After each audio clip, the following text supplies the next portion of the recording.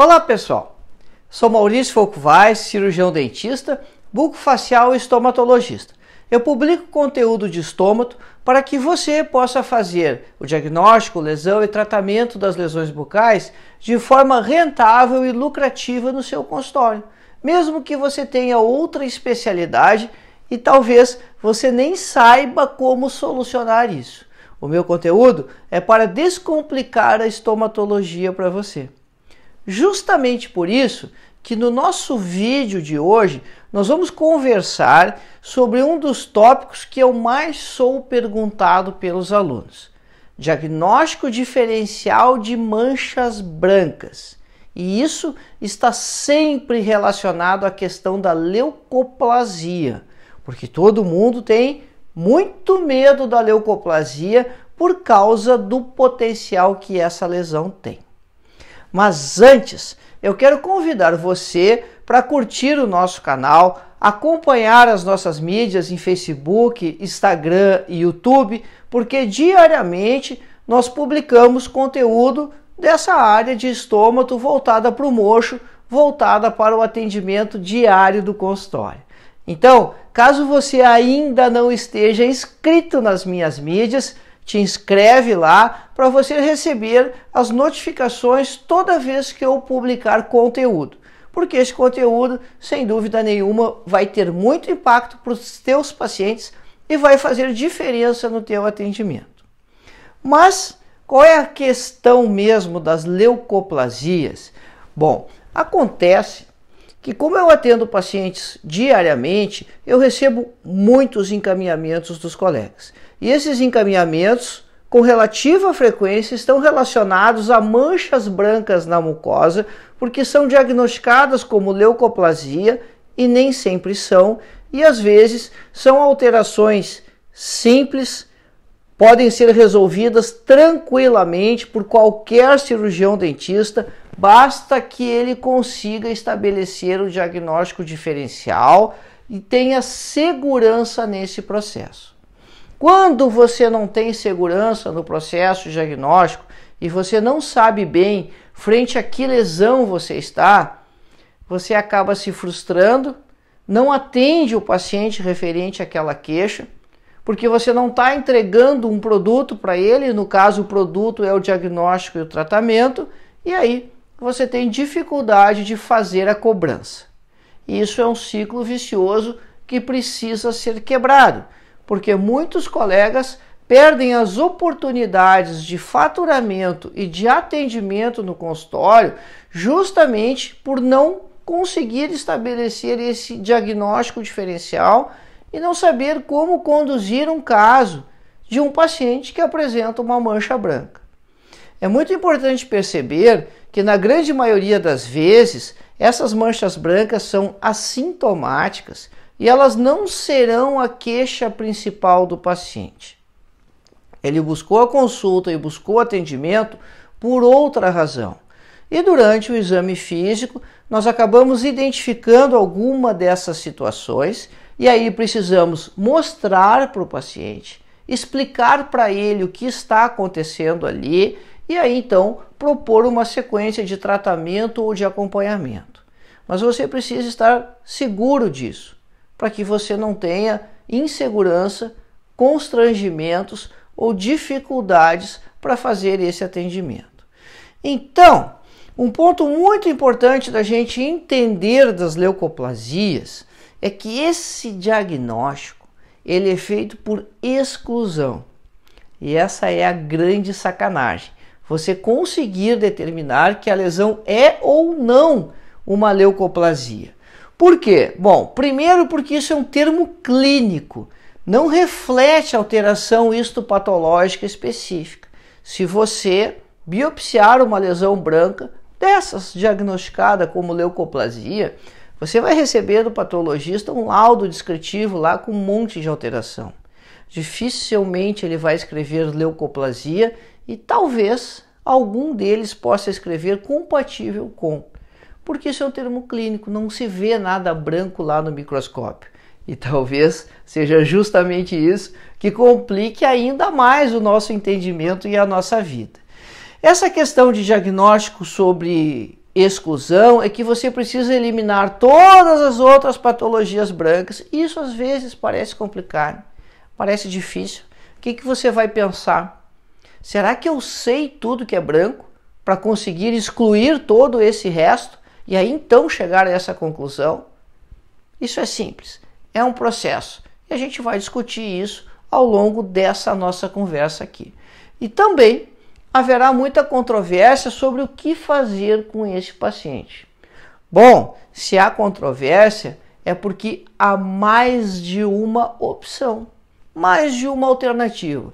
E se você tem mais de uma opção, mais de uma alternativa, para cada uma delas, você tem uma sequência que deve ser feita, você tem um passo a passo, você vai escolher qual desses esquemas você vai aplicar com o seu paciente. Mas não importa qual deles, o mais importante é o fundamento. E o fundamento da conduta de diagnóstico diz que quando você instituir alguma forma de tratar, você precisa revisar esse processo dentro de algum tempo.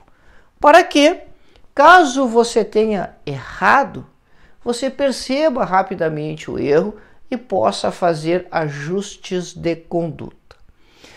Veja bem, quando você tiver segurança para estabelecer esse diagnóstico, escolher uma maneira de abordar o paciente e revisar esse seu método de acompanhamento ou de tratamento da lesão, não há mais dúvida de que você, efetivamente, claro, você pode monetizar com isso. Não há mais nenhum motivo de constrangimento para você fazer a cobrança desses atendimentos ou para você pensar que tem que encaminhar todos os pacientes porque tudo é absolutamente complicado.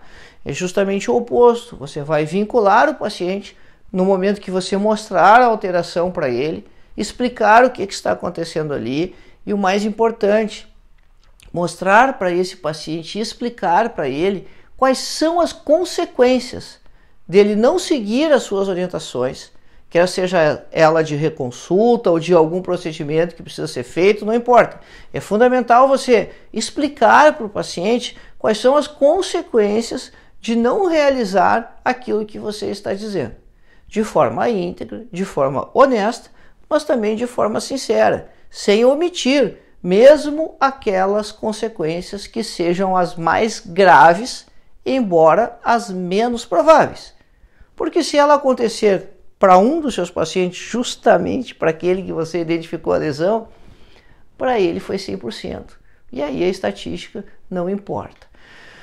Muito bem. Qual é a conceituação da Organização Mundial da Saúde? Quando você vai para algum livro de diagnóstico, você vai encontrar um tipo de definição, você vai para outro, encontra outro tipo de definição, de caracterização. Qual seria a melhor conduta? Bom, vamos pegar a do órgão oficial, vamos pegar a da Organização Mundial da Saúde. E lá está escrito que é uma mancha ou placa branca, e por isso leuco de branco, que não pode ser identificada clínica ou histopatologicamente com nenhuma outra lesão branca. E aí é que cai naquela história do diagnóstico por exclusão, né? Você não reconheceu isso aqui com mais nenhuma outra coisa, portanto só sobrou leucoplasia e aí você emite o diagnóstico de leucoplasia. E ela é classificada pela OMS como um grupo de lesões epiteliais precursoras ou lesões com potencial de malignização. Então, leucoplasia é considerado lesão cancerizável? É, quando for leucoplasia. É alto o percentual de leucoplasias que sofre transformação e acaba virando câncer de boca? Não, não é alto, mas esse percentual existe e por isso esses pacientes precisam ser conduzidos com muito cuidado, com muita atenção. E aí, nesse sentido, nós temos um estudo na literatura que já foi realizado há algum tempo, muito interessante, por Holmstrup e um grupo de pesquisadores, onde eles acompanharam essas lesões brancas em um grupo de pacientes por muitos anos. Foi um estudo retrospectivo de 269 lesões em 236 pacientes diferentes. Alguns pacientes foram acompanhados por um pouquinho mais de 1 ano, mas outros foram acompanhados por mais de 20 anos. Esses pacientes foram divididos em grupos e ao longo desse período todo de tempo, eles foram observando o que acontecia com as leucoplasias desses pacientes, comparando as diferentes características dessas lesões. Alguns casos foram biopsiados, outros não foram biopsiados. E determinaram então o tipo clínico de leucoplasia, a demarcação, o tamanho, a localização, se havia displasia naqueles casos que foram biopsiados e se o paciente era tabagista ou não. O interessante é que já na revisão de literatura ele encontra dados bem discrepantes. Leucoplasias sofreram transformação maligna de 0,13, olha como é pequeno, até 17,5%, dependendo do artigo que foi estudado. E é claro que em cada um desses artigos também depende da metodologia dele. Mas veja como é difícil para nós que estamos lá no mocho atendendo o paciente ter previsibilidade sobre aquela mancha branca. Porque quantas vezes o 0,13 cabe dentro do 17,5? São muitas vezes. Você não tem um dado confiável. E recidivaram 10 a 20% das lesões e desse percentual que recidivou, 3 a 9% sofreu transformação maligna. Sobe um pouquinho aqui a estatística, mas mesmo assim a amplitude de 3 a 9 ela é muito ampla. Ou seja, você não tem um critério confiável de prognóstico baseado no que vai acontecer com o seu paciente depois que você fizer esse diagnóstico. Então isso foi o que ele encontrou na literatura e por isso ele fez esse estudo. E quais foram os resultados dele? Olha que interessante. Primeiro, a remoção cirúrgica não preveniu a transformação maligna de todas as lesões. O que isso quer dizer? Que se você remover uma leucoplasia do seu paciente, ele não está necessariamente curado.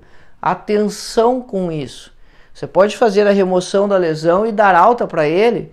Não pode. A gente tem um estudo sério, com muito tempo de acompanhamento, que mostra que não é assim que as coisas acontecem.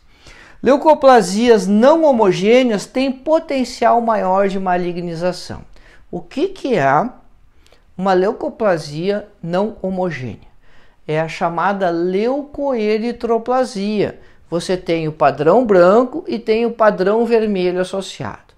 Isso é sabido de muito tempo, que as lesões onde você tem esse padrão clínico misto de áreas brancas e vermelhas, elas são potencialmente mais perigosas.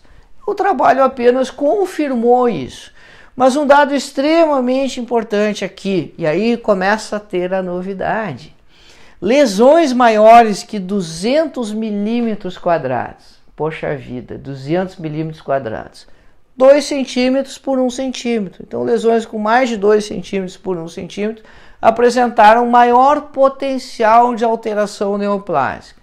Portanto, o tamanho da leucoplasia é documento. Esse é um critério clínico importante de prognóstico para ser avaliado. O que mais que eles identificaram? Que o aspecto clínico inicial foi mais relevante que uma biópsia para o prognóstico. Então, você fazer uma biópsia na expectativa de ter um dado de prognóstico confiável não é verdadeiro. O que também não quer dizer que você não deva fazer a biópsia, não é isso. Se você tiver dúvida se aquela lesão já tem malignização, essa biópsia tem que ser imediata. O que não é confiável é você fazer essa biópsia inicial se você não tem essa dúvida de já ser um carcinoma, com a expectativa que você possa prever a evolução da doença. Isso não te dá segurança, isso não é um fator confiável. Então, resumindo, os dados mais importantes foram o tamanho e o aspecto clínico das lesões. Então, os pacientes foram divididos em 3 grandes grupos. No primeiro grupo aqui, a gente está tratando, então, das leucoplasias não homogêneas, aquelas que tinham um padrão misto. O segundo grupo, que é esse azul mais escuro, nós estamos tratando das leucoplasias homogêneas. E o terceiro grupo, esse menor, nós estamos tratando das eritroplasias. É naturalmente um grupo mais raro, que você tem menos paciente e por isso ele tende a ser menor. E aí, nesse grupo aqui das leucoplasias não homogêneas, você tem os pacientes que não tiveram nenhum tipo de alteração dentro do grupo dos operados e não operados, até a situação mais grave, que foi o desenvolvimento de carcinoma ao longo do período de acompanhamento. Olha só, no grupo das lesões que foram tratadas cirurgicamente, 20% dos casos evoluíram para câncer, e no grupo que não foi tratado, 15% dos casos, e aqui no caso é biópsia ou remoção da leucoplasia, 15% evoluíram para câncer. É importante você observar que no geral aqui foi 20 e 15, considerando então as não homogêneas. Então você operar faz virar câncer? É claro que não, né? Isso é um viés baseado no critério clínico. É claro que você vai decidir operar aqueles casos que aparentemente já são mais graves. E por isso, então, você vai ter uma estatística maior aqui. Porque eles já são mais graves, eles já têm esse aspecto mais grave e você toma essa decisão de operar. E não por ter feito a manipulação aí malignizou. Não é assim. E aí, então, considerando o outro grupo, que a gente está tratando aqui das leucoplasias homogêneas, quer dizer, plaquinha toda branca, só branca, sem áreas vermelhas associadas, olha como cai drasticamente aqui a transformação maligna. Então, se é uma lesão toda branca, você pode ficar muito menos preocupado do que se ela for uma lesão branca avermelhada, uma leucoeritroplasia. E aí, quando você tem lesões que são todas elas vermelhas, as eritroplasias, que são então mais raras, mais difíceis de acontecer, você tem de novo nas tratadas cirurgicamente um número mais alto do que, para não dizer que na outra foi zero, né, das que não foram operadas. Mas também aqui é baseado no critério clínico, né, se a lesão já tem um aspecto que você clinicamente se assusta mais, determina como mais agressivo, naturalmente você vai buscar a abordagem aqui. Então, veja bem, quando você tem áreas de padrão misto, e isso já apareceu lá no resultado, é justamente as lesões que você tem que ter mais atenção.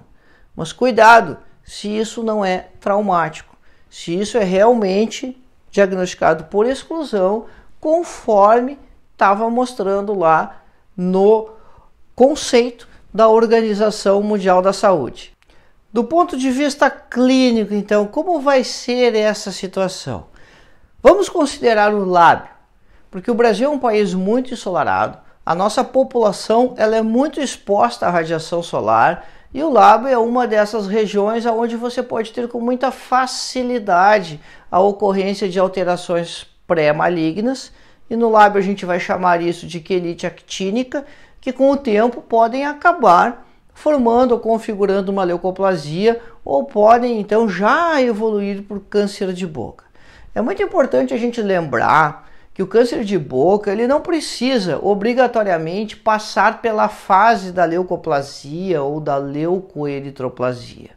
Às vezes, as coisas se desenvolvem numa forma tão intensa que o paciente já inicia com o carcinoma em evolução, sem que necessariamente nós tenhamos as lesões prévias, as lesões cancerizáveis.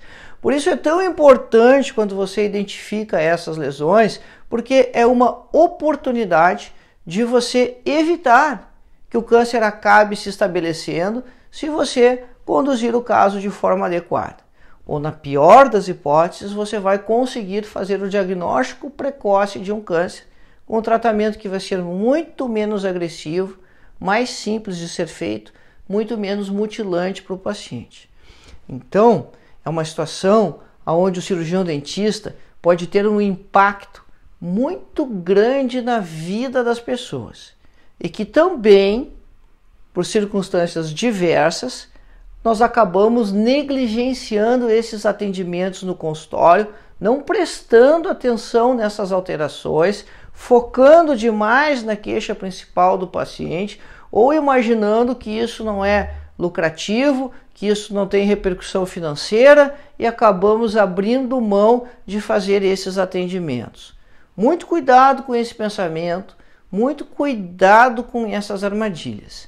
Essa situação de lábio aqui é uma situação muito comum na população brasileira, onde nós começamos a perceber as primeiras alterações de comportamento, de amadurecimento desse lábio, com alterações de cor, com descamação, resultado do tempo de exposição aos fatores predisponentes. Tabagismo, radiação solar, até que, num determinado momento, você pode ter o desenvolvimento de uma placa branca como essa aqui.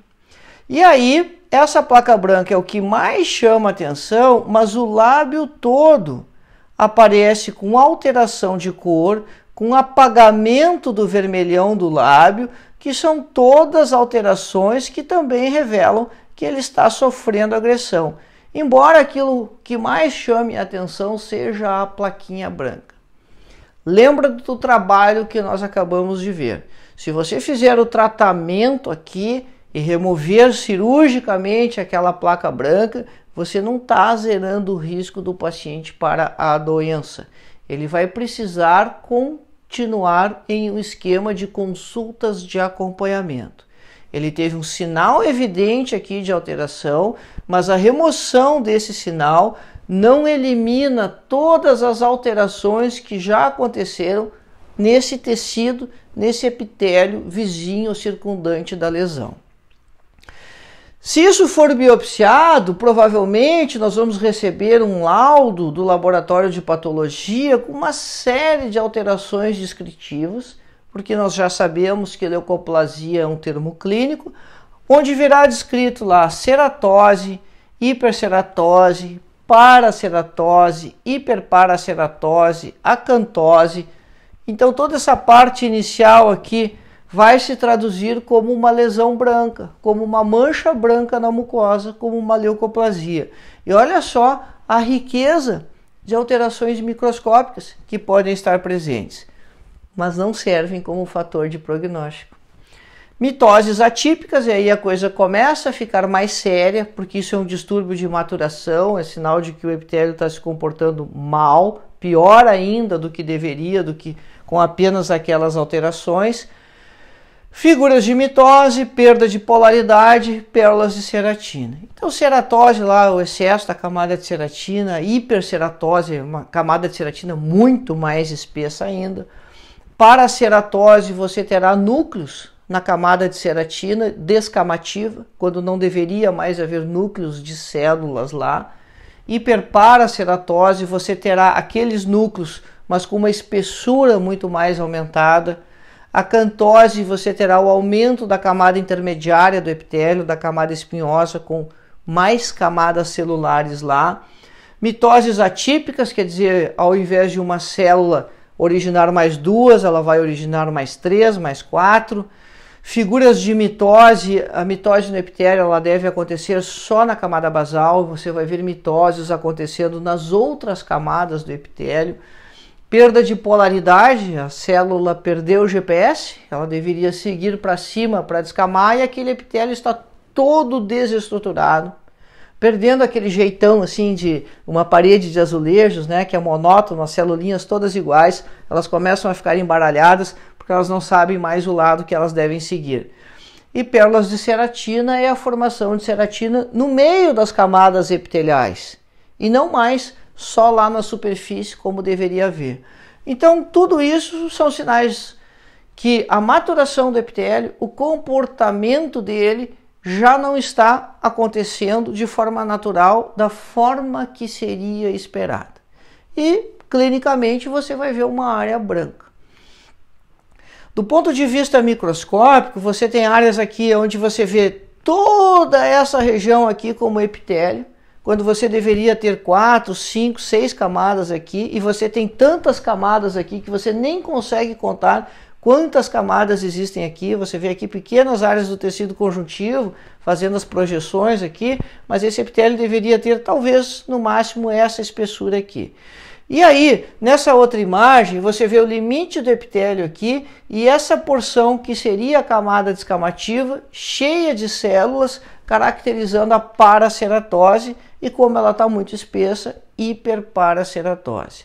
Até que o epitélio começa a perder aquela característica monótona que ele tem, ficando com células diferentes uma das outras. E isso também denota a perda de polaridade, porque elas não sabem mais a orientação que elas devem seguir, elas começam a ficar atípicas.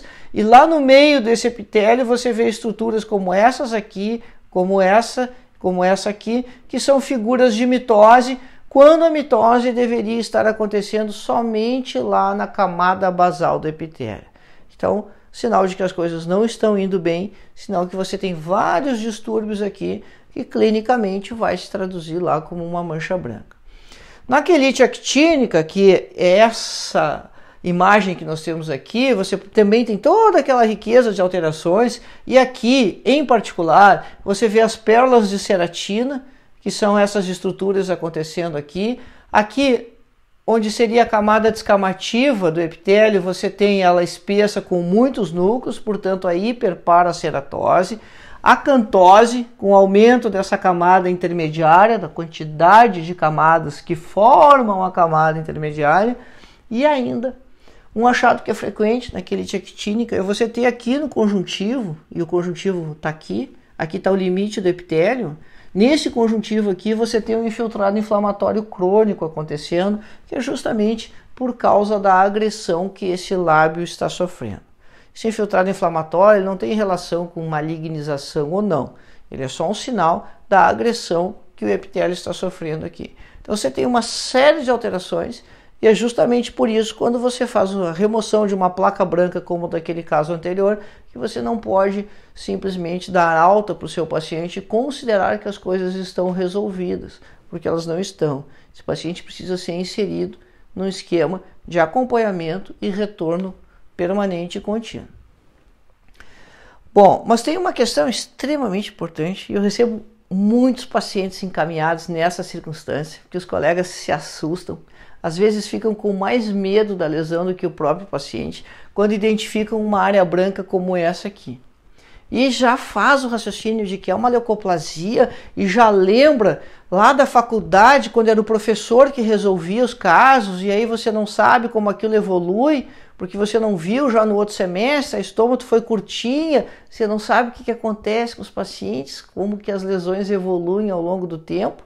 E o mais importante, o exame físico aqui, ele tem que ser dinâmico, você precisa observar como as estruturas se movimentam, as pessoas comem, falam, as mucosas atritam com os dentes e as próteses atritam com as mucosas. E quando você tem lesões, embora brancas, induzidas por atrito, isso não é leucoplasia idiopática, isso é ceratose friccional. E como você resolve ceratose friccional? Bom, primeiro você precisa fazer esse diagnóstico diferencial da ceratose friccional, né? O segundo ponto importante aqui é você identificar o fator causal da ceratose friccional e aí remover esse fator causal. Dentro de algum tempo a mancha branca deve desaparecer. Mas não esqueça de ter uma conduta de diagnóstico adequada, onde você vai acompanhar o paciente para saber se aquela conduta terapêutica que você instituiu está funcionando, está dando resultado. E aí você pode confirmar o diagnóstico. Então precisa remover isso aqui cirurgicamente ou biopsiar? Não, você precisa ter um exame adequado, uma anamnese adequada, fazer a remoção do fator causal, que é a prótese ou ajustar ela, e observar isso daqui a algum tempo. É assim que você vai fazer uma estômato inserida no mocho. É assim que você vai fazer estômato dentro da sua especialidade principal. Agora, olha o outro caso, quando você tem o aparecimento de uma mancha branca no assoalho da boca, não consegue identificar nenhum fator etiológico aqui. O único fator etiológico que poderia ser aceitável é se o paciente fosse tabagista. E aí, então, o risco para o câncer de boca ele fica muito impulsionado. Na verdade, todo paciente tabagista deveria estar inserido num esquema de consultas recorrentes, porque ele está muito mais exposto, ele tem muito mais chance para fazer câncer de boca do que as outras pessoas. E olha só que interessante, a maioria das pessoas faz esquemas de prevenção para câncer de mama, de próstata, de colo de útero, de intestino, e não faz para o câncer de boca, embora seja tabagista. O cara continua se expondo, mas não faz consultas de acompanhamento regulares com o seu dentista. E pior, pessoal, o próprio cirurgião dentista não propõe essas consultas de retorno para o paciente para acompanhamento e avaliação da mucosa. Então, quando você já tem algo instalado, bom, fica ainda pior e ainda mais importante isso. Aqui acendeu a luz amarela ou até vermelha do painel, porque você tem uma alteração clínica evidente e que você já sabe, baseado no que nós estudamos e conversamos, que você não tem como avaliar com segurança o fator prognóstico aqui. Você não tem como antever qual será o comportamento dessa mancha branca. Você sabe, todavia, que a estatística está a seu favor. É muito menos caso que complica do que casos que evoluem bem. A maioria das situações evoluem bem, mas você não sabe para esse paciente em particular e por isso você tem que ser cuidadoso com cada um dos pacientes. Veja bem, nem tudo às vezes é tão simples. Você pode ter situações onde você pode ser confundido, como quando você tem a presença de uma prótese, ao remover a prótese você tem uma extensa área branca que tem tons acinzentados, tem áreas verrucosas e tem a associação do quadro branco com vermelho, a leucoeritroplasia. Se não houvesse um fator etiológico ali, isso é traumático. Como posso ter certeza? Ajuste ou remova a prótese e reavalie o paciente alguns dias. Se não mudar o aspecto clínico, aí sim você tem razões para preocupação e talvez pensar em fazer uma biópsia. Fiquei muito assustado. Estou preocupado com essa área aqui. Isso não dói. Eu toco aqui, não acontece nada. Posso fazer uma biópsia agora? Essa é justamente uma das indicações de biópsia, quando você está na dúvida. Então, se você está na dúvida, não está com segurança, faça sim a biópsia para esclarecer, para determinar o que está acontecendo aqui, mas sempre considere a questão de diagnóstico diferencial, do fator etiológico presente. Vá com calma, vá com parcimônia, avalie bem seus pacientes que você vai ter bons resultados obrigatoriamente. Não vai ser diferente. Qual é o grande lance? O grande lance é você achar lesões pequenas como essa aqui, e então fazer o esquema todo esse de prevenção com o paciente, quando o paciente tem uma lesão que nem ele sabia que tinha, localizada lá embaixo da língua e que você não consegue relacionar também com nenhum fator predisponente, nada irritativo, nenhuma aresta de dente, nem coisa nenhuma, mas faça um exame físico dinâmico mobilizando as estruturas. E aí então você confirma a leucoplasia. O que você vai fazer? Bom, você pode remover, mas sabe que vai ter que controlar o paciente, pelo menos por algum tempo. Você pode só controlar e se você suspeita que isso já é maligno, sei lá, tem uma areazinha aqui no meio e essa areazinha aqui no meio, ela não tá legal. E por isso eu acho que essa areazinha aqui pode ter infiltração, talvez já seja aqui a área de carcinoma. Então, se você tem a suspeita que isso pode ser um carcinoma, biópsia parcial sempre. Mas não é foto, você está com o paciente ali, você está examinando, está vendo o que está acontecendo, você acha que não está ulcerado, beleza, vai optar só por acompanhar, faça primeiro o controle em pouco tempo e você vai observar o comportamento. Mas essa é uma dica importante, na suspeita de malignidade, faça a biópsia parcial. E aí também você vai ter lesões ou situações como a candidíase leucoplásica, que são lesões triangulares nas comissuras labiais, usualmente bilaterais em pessoas que fumam muito. Muito é 30, 40, 50, 60 cigarros por dia. Então há um componente fúngico aqui, se você usar um antifúngico isso melhora um pouco, mas o problema é o tabagismo. Ela vai recidivar, se você remover isso aqui cirurgicamente, ela também vai recidivar. Então aqui o acompanhamento e o combate ao tabagismo, eles precisam se dar de forma muito marcada, de forma muito proativa. E quando você tem áreas extensas, brancas, nós vimos que tamanho é documento, então você deve ficar ainda mais atento e ainda mais preocupado com a evolução dessas lesões. Mas o que há de favorável? O padrão clínico, ela é homogênea, ela não tem áreas avermelhadas associadas. Posso confundir isso aqui com líquen plano? Posso. Olha o resto da mucosa, dificilmente o líquen é uma lesão única. Se você ainda tiver dúvidas em função da história, de aspecto clínico, não conseguiu fechar o seu diagnóstico, aí biópsia também é uma indicação para você ter certeza do seu diagnóstico. Lembra que leucoplasia, o diagnóstico é por exclusão. Se você não conseguiu excluir alguma lesão, talvez sim você tenha que fazer um procedimento cirúrgico para confirmar o diagnóstico ou excluir as suas outras hipóteses. Uma outra situação que tem alguma semelhança, embora aqui na gengiva, investigue a questão da escovação do paciente para excluir a possibilidade de que isso possa ser traumático pela escova de dente. Se for necessário, peça para o paciente levar a escova para o consultório, não para ele comprar uma escova nova, né? Ele tem que levar aquela que ele está usando para você ver o estado que ela está e como ele utiliza ela. Excluída a hipótese aqui friccional de ceratose, né? Então, de novo, você vai ter que inserir ele no esquema de acompanhamento, investigar tabagismo, investigar a associação de tabagismo com o consumo de álcool, com o etilismo, porque isso potencializa ainda mais a ocorrência do câncer de boca e torna, então, as leucoplasias potencialmente mais perigosas. Veja bem, a situação do lábio, que não pode nunca ser negligenciada, a gente precisa estar atento a todas essas alterações que estão acontecendo. Se o paciente apresenta ainda outras alterações intrabucais, isso fica ainda mais preocupante. Então, à medida que as pessoas vão somando alterações, isso pode ser muito mais angustiante e pode exigir que nós tenhamos muito mais cuidado. Pode chegar um momento que então você decida que a biópsia está indicada. Isso é variável, pode ser no início lá que você está com dúvida, você não sabe se já é maligno ou não é.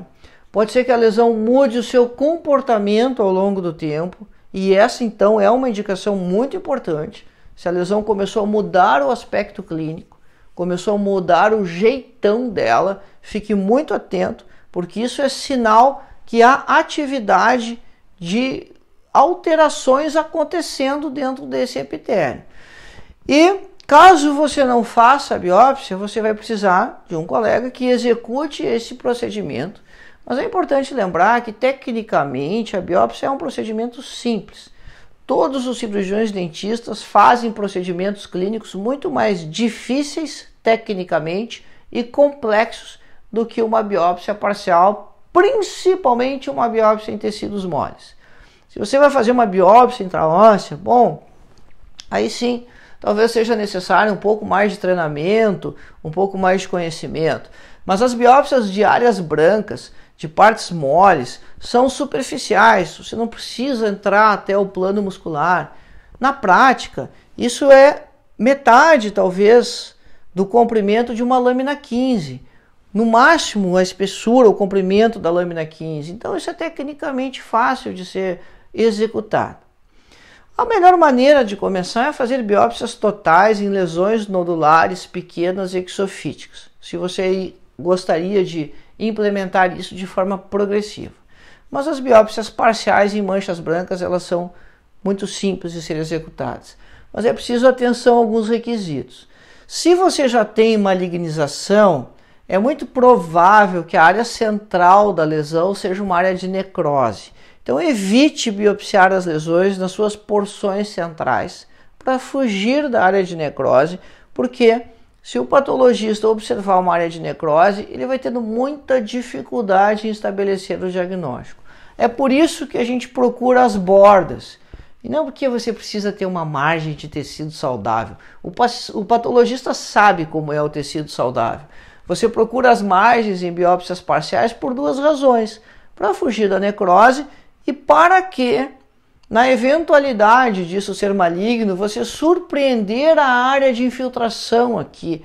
Mas o patologista não precisa disso, tá? Não faça superficial demais, principalmente se a lesão é exofítica, ela é verrucosa e você acaba pegando só essa parte de excesso de ceratina. Lembra das lâminas de microscópio que nós acabamos de ver? Lembra das fotomicrografias, as fotos das lâminas de microscópio, onde você via aquele epitélio muito ampliado, com hiperparaceratose, e se você faz uma biópsia aqui muito superficial, você está pegando só aquela área do epitélio e também, muito provavelmente, você vai receber um laudo histopatológico inconclusivo, pouco esclarecedor. Então, você precisa entrar até a parte do tecido conjuntivo, mas não precisa ir tão profundamente a ponto de entrar no plano muscular. Isso é desnecessário. Isso dá, na média, justamente o comprimento, a extensão da lâmina 15, como nós havíamos comentado. Aqui é um exemplo de cunha, muito claro, muito nítido. Aqui você vai fazer duas incisões e essas incisões vão se unir nas extremidades aqui e você vai conseguir uma boa amostra aqui de tecido, a exemplo do que está sendo feito aqui. Um outro detalhe referente a essa foto: não pince sobre a lesão, porque isso pode destruir as características microscópicas dela ou atrapalhar muito a observação microscópica. Então, pince numa pequena área. Se for necessário, estenda um pouco mais a sua incisão e pince justamente nessa área de extensão aqui, onde você supõe que não esteja a lesão, para preservar as características dela, como está sendo feito aqui, um pinçamento leve aqui com a pinça de Addison, e a lesão está aqui, o contorno dela, para que você não altere as características. Se você facilita a observação, o trabalho do patologista, você acaba facilitando o seu trabalho também, porque você recebe um laudo histopatológico mais confiável. E isso faz toda a diferença. Para concluir essa nossa conversa, é importante você ter algumas mensagens muito claras a respeito das leucoplasias. Primeiro, esgotar todas as hipóteses de diagnóstico diferencial. Não é porque você viu uma mancha branca que você tem que pensar primeiro em leucoplasia. Não, essa é a última opção, porque o diagnóstico é por exclusão. Então você tem que esgotar todas as possibilidades para chegar à conclusão que é uma leucoplasia. Decidir entre biópsia parcial, vai tirar um pouquinho para ver o que é, exérese, que é a remoção total, ou uma biópsia excisional, uma biópsia total, ou um esquema de controle clínico. E muitas vezes uma não exclui a outra. Muitas vezes você vai fazer mais de uma dessas possibilidades. Lembrar que o grau de transformação maligna é baixo nas leucoplasias, mas ele sempre existe. E se ele acontecer para aquele um paciente, para ele foi 100%. Então não adiantou nada a estatística, por isso a gente sempre tem que ser atencioso e cuidadoso. Saber que o câncer de boca não precisa passar por as lesões cancerizáveis, ou seja, ele já pode começar como um tumor maligno. Então, não é porque o paciente é tabagista, fuma há 40 anos, 20 cigarros por dia e não tem nenhuma leucoplasia que ele não tem risco para o câncer de boca. Não, ele pode iniciar o câncer de boca sem passar por essa fase de mancha branca. Isso é um ponto muito importante quando a gente constrói esquemas de prevenção e acompanhamento para os nossos pacientes de consultas regulares, o que é uma grande oportunidade de atendimento no consultório. Então, o controle clínico do paciente ele é fundamental, ele tem que ser instituído e executado, porque os pacientes precisam de olhos treinados, precisam de olhos profissionais. Podemos ensinar o paciente a fazer autoexame, se examinar, procurar alterações, perfeito, isso deve ser feito, mas isso não basta. Da mesma maneira que a mulher deve fazer o autoexame para o câncer de mama, só o autoexame não basta. De tempos em tempos ela terá que fazer mamografias. de tempos em tempos, o paciente terá que ir ao seu consultório para que você revise as mucosas e as estruturas dele. Muita atenção com a língua, pessoal, porque aqui a estatística te pega. Às vezes as alterações estão em outros lugares, mas você precisa lembrar que a área anatômica de maior prevalência do câncer de boca é a língua. Então, mesmo que existam manchas brancas em outras situações, a língua precisa ser sempre criteriosamente examinada, porque epidemiologicamente é lá que acontece a maioria dos tumores. E ainda mais atenção com os pacientes tabagistas, porque esses estão expostos a mais de 70 substâncias carcinogênicas que estão presentes no tabaco. Eu sou Maurício Falco Vaz, cirurgião dentista, bucofacial, estomatologista, e publico conteúdo para que você possa fazer estômato de forma descomplicada no seu consultório, de forma lucrativa e rentável dentro da sua especialidade principal. Um grande abraço.